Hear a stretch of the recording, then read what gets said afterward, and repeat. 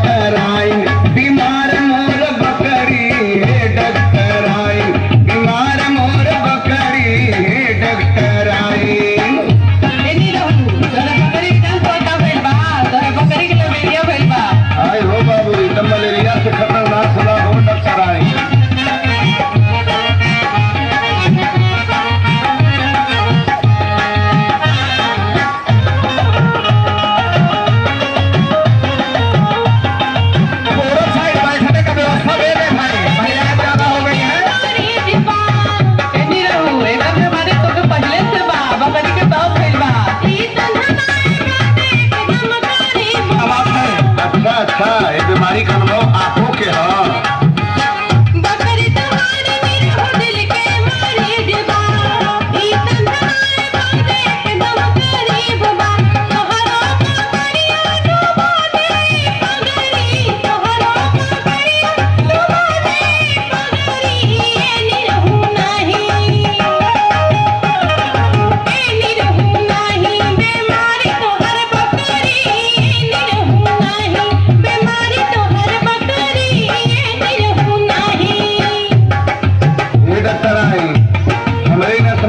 हमारे बकरिया कितना कम उम्र में रोग कैसे होगा जैसे तो के धुएं लगा है तो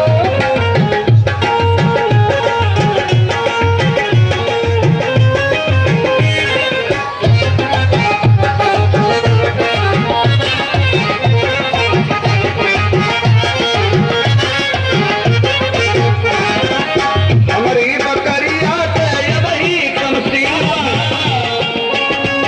हाथ गोड़ नाक कान छोट